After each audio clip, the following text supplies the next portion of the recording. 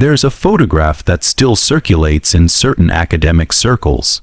It's dated 1897, taken in rural Pennsylvania.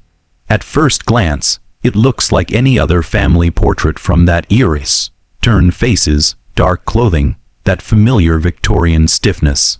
But look closer, count the people, notice the eyes, 6 sons, 5 daughters, 2 parents, and every face bears the same unsettling features, the same narrow jaw, the same deep, set eyes, the same peculiar arch to the brow. It's not just family resemblance, it's something else, something that makes your skin crawl when you realize what you're looking at. The Darrow family didn't just live together, they became each other. Generation after generation, they married within their own bloodline, brother to sister, cousin to cousin, until their features merged into something that looked less like a family tree and more like a tightening noose. This is their story, and I warn you, once you hear it, you won't forget it. Hello everyone. Before we start, make sure to like and subscribe to the channel and leave a comment with where you're from and what time you're watching. That way, YouTube will keep showing you stories just like this one.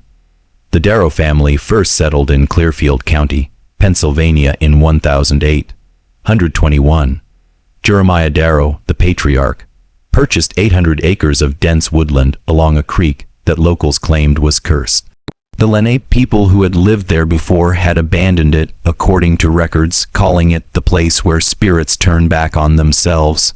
Jeremiah didn't care about superstition, he cared about isolation. And that land gave him exactly what he wanted: distance from the world, from law, from the prying eyes of a society he believed was corrupted beyond redemption. He built a compound, not a farm, a compound. High wooden fences, a main house that resembled a fortress more than a home. Outbuildings that served purposes the neighbors could only guess at. Jeremiah had come from a strict religious sect in Connecticut, one that had been expelled from the community for practicing what church elders called abominations against God's natural order. No one knew exactly what that meant. But Jeremiah brought those beliefs with him to Pennsylvania.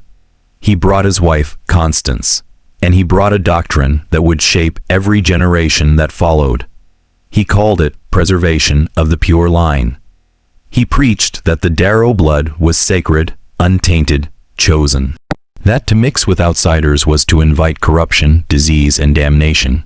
His children, 4 sons and 3 daughters in that first generation, were taught from birth that they were special, separate, that the world beyond the fence was fallen, and they were the remnant of something holy. By the time those children reached adolescence, the doctrine had become something darker. Jeremiah didn't just discourage them from marrying outsiders. He forbade it, and when his eldest son, Nathaniel, turned 18, Jeremiah performed a ceremony in the main house. Nathaniel married his own sister, Abigail. She was 16. The marriage was recorded in the family Bible, but never with the county. No legal record exists. It was a union that existed only within the walls of the Darrow compound, sanctioned by Jeremiah's twisted theology, and hidden from the eyes of the law. Within 5 years, every Darrow son had been married to a Darrow daughter. The youngest son, Thomas, was 15 when he was wed to his 13-year-old sister, Ruth. The ceremonies were always the same, conducted at night in the windowless cellar of the main house, lit only by candles. Jeremiah would read from a book that wasn't the Bible, though it was bound in similar black leather. Neighbors who lived miles away reported hearing singing on those nights, low, repetitive chanting that drifted through the trees like fog. By 1845, the second generation had been born. And this is where the horror truly begins to reveal itself. Because now, we're not just talking about siblings marrying siblings. We're talking about children born of incest, raised in isolation, who knew nothing but the Darrow way. These children, 12 in total, grew up believing their situation was normal, even sacred. They had no contact with other families, no education beyond what Jeremiah provided. no understanding that what was happening to them was unnatural, illegal, and profoundly damaging. The boys were taught carpentry, farming, and scripture. The girls were taught cooking, sewing, and obedience. But more than anything, they were taught fear, fear of the outside world, fear of contamination, fear of displeasing Jeremiah, whose punishments were brutal and public within the compound. One account, recorded decades later by a state investigator, describes a whipping post in the central yard. Children who questioned the doctrine, who expressed curiosity about the world beyond the fence, were tied there and beaten while the family watched. Jeremiah called it purification. By the time these second-generation children reached marrying age, Jeremiah was in his 70s, but his control had not weakened. If anything, it had intensified. His mind had begun to fracture, and his sermons had become increasingly apocalyptic. He spoke of a coming judgment, a purification by fire, and the necessity of keeping the bloodline undiluted until God's chosen moment. And so the cycle continued. Brother married sister. First cousins married each other. The genetic consequences were already becoming visible. The third generation of Darrows bore the unmistakable marks of severe inbreeding. Of the 19 children born between 1850 and 1870, 11 survived past the age of 5. The mortality rate within the compound was staggering, but it was hidden from outside authorities by the family's complete isolation. Death records were never filed. Bodies were buried in an unmarked cemetery on the property, far from the main house. The children who did survive often suffered from physical deformities: club feet, cleft palates, curvature of the spine. Mental disabilities were common. Several children never learned to speak properly. Others experienced seizures that Jeremiah interpreted as divine possession, moments when God was speaking through the afflicted. But perhaps most disturbing was what the isolation did to their psychology. These children had no frame of reference for normalcy. They had never seen another family, never attended school, never met a single person who wasn't a Darrow. Their entire reality was contained within 800 acres of Pennsylvania woodland, and the increasingly deranged teachings of a patriarch who believed he was creating a race of chosen people. By 1873, Jeremiah had died, but his son Nathaniel, now in his 50s, had taken over leadership of the family. If anything, Nathaniel was more fanatical than his father. He expanded the doctrine, adding new prohibitions and rituals. He declared that Darrow blood was so pure that even their bodies were sacred, forbidding any member from seeking medical care from outsiders. When a child fell ill, they were treated with prayer and herbal remedies prepared by the family's eldest women. Many died from treatable conditions: infections, fevers, complications from childbirth. But Nathaniel saw these deaths as God's will, a natural selection that was strengthening the family line. The compound itself had become a labyrinth of additions and modifications. New structures appeared: storage buildings, workshops, a chapel made from rough, hewn timber. But there were also structures whose purposes were less clear: a stone building with no windows and a heavy iron door, a root cellar that extended far deeper than any root cellar needed to. And there were sounds. Neighbors, the few who lived close enough to hear anything, reported strange noises coming from the Darrow property at night. Hammering that went on for hours, screaming that was quickly silenced. It was in 1889 that the first real attempt at escape occurred. His name was Samuel Darrow, 23 years old, 4th generation. He had been married to his sister, Lee, when he was 17 and she was 15. They had 3 children together, 2 of whom had died in infancy. Samuel had begun to understand, in some fragmented way, that what was happening within the compound was wrong. He had found an old newspaper, blown onto the property by wind, and had hidden it in the barn. He taught himself to read it over the course of months, sounding out words, piecing together the reality of a world he'd never seen. The newspaper described normal families, marriages between strangers, children who went to schools, a society that functioned according to laws, not the ravings of a single man. Samuel began to plan. He told no one, not even Lee. He knew that within the family, loyalty to the bloodline superseded everything, even love between husband and wife. If Lee knew he was planning to leave, she would tell Nathaniel. And Nathaniel's punishments for betrayal were legendary within the compound. There were stories of a man, Samuel's own uncle, who had tried to leave years before Samuel was born. They said Nathaniel had caught him at the fence line. They said the uncle was brought back to the stone building with no windows. They said he was never seen again, but his screams were heard for 3 days.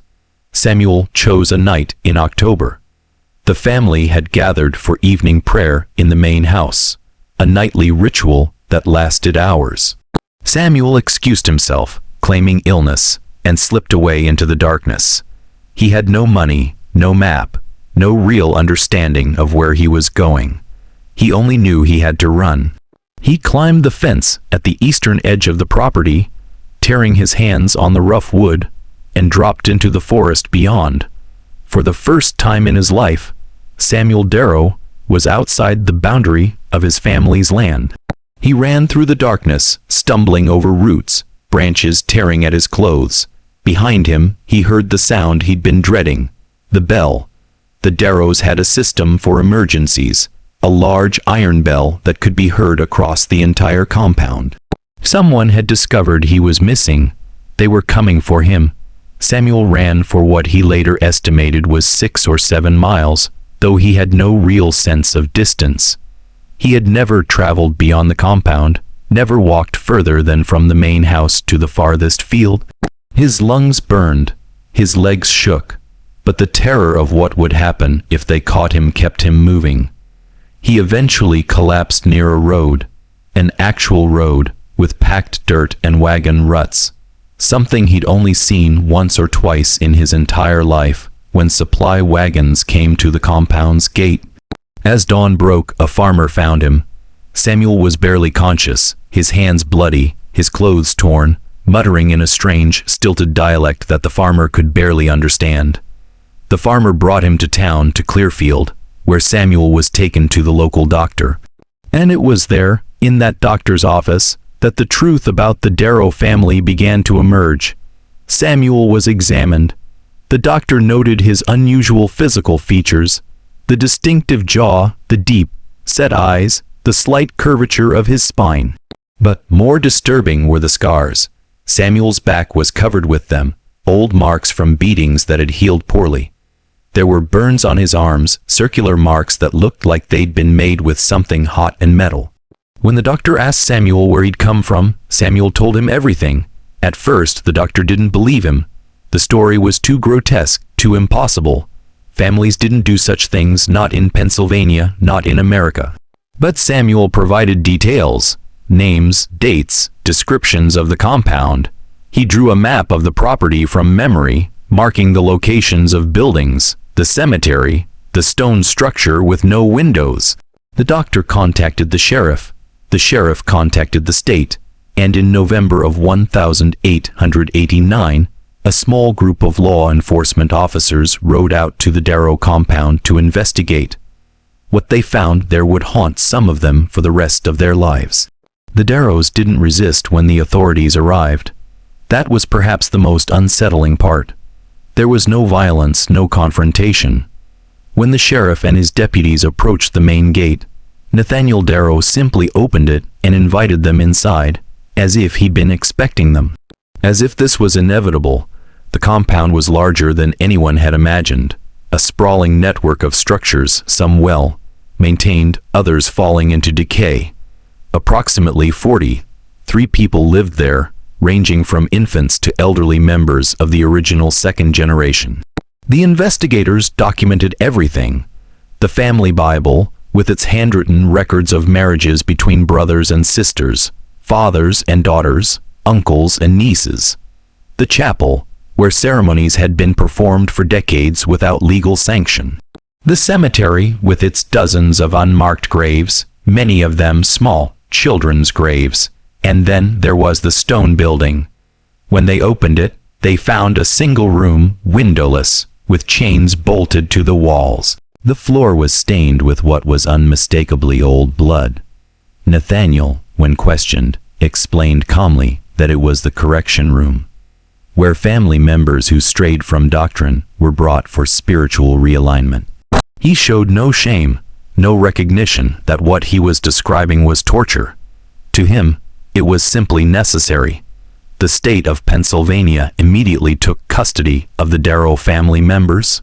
The younger children were removed and placed in orphanages or with foster families, though many struggled to adapt to the outside world after years of isolation and indoctrination. The adults were more complicated. Legally, they had committed incest, but they had done so within a closed system where they'd been taught it was not only acceptable but holy. Prosecutors struggled with how to handle it. In the end, only Nathaniel and 2 of his brothers were charged with crimes: abuse, unlawful imprisonment, and failure to report deaths. They received minimal sentences, serving less than 3 years each. The Darrow compound was seized by the state and eventually burned to the ground in 1893, an act that local officials described as sanitizing the land. But the Darrow bloodline didn't end there. Some of the Darrow family members, particularly those from the younger generations, managed to integrate into society. They changed their names, scattered across different states, tried to build normal lives. But the damage, physical, psychological, genetic, was permanent. Medical records from the early 1900s document Darrow descendants struggling with a range of hereditary conditions, the inevitable result of multiple generations of inbreeding. Mental illness was common: severe depression, paranoia, and in some cases, complete psychological breaks. Several Darrow descendants were institutionalized in asylums, where they lived out their remaining years, still speaking in the strange dialect they'd learned in the compound, still flinching at loud noises, still carrying the trauma of what had been done to them. Samuel, the young man who escaped, lived until 1934. He never married again. He worked as a laborer in various towns across Pennsylvania, never staying in one place for long. In interviews conducted near the end of his life, he spoke about the nightmare, images of the compound, of his sister, wife's face, of the children who died. He said he could never shake the feeling that he'd abandoned them, even though logically, he knew his escape had been the thing that finally brought authorities to the compound. He died alone, in a boarding house in Pittsburgh, and was buried in an unmarked grave. The story of the Darrow family was largely suppressed for decades. Local historians knew about it, but it wasn't the kind of history anyone wanted to publicize. Pennsylvania had enough dark stories without adding the tale of an incestuous cult that had operated for nearly 70 years without intervention. But the records exist: court documents, medical files, newspaper clippings from 1889 and 1890. And that photograph I mentioned at the beginning, the one from 1897, it's real. It's housed now in a university archive, available only to researchers with special permission. Because when people see it, when they truly look at those faces and understand what they're seeing, it changes something in them. It confirms a horrible truth about human nature, that isolation and fanaticism can warp a family into something monstrous, and that sometimes the most terrifying horrors aren't the ones we invent, but the ones we inflict on each other in the name of purity, faith, and blood. The Darrow family is gone now. The compound is gone, but the descendants are still out there, carrying DNA that tells a story they may not even know. And that photograph remains. A frozen moment of a family that became its own victim, its own prison, its own horror.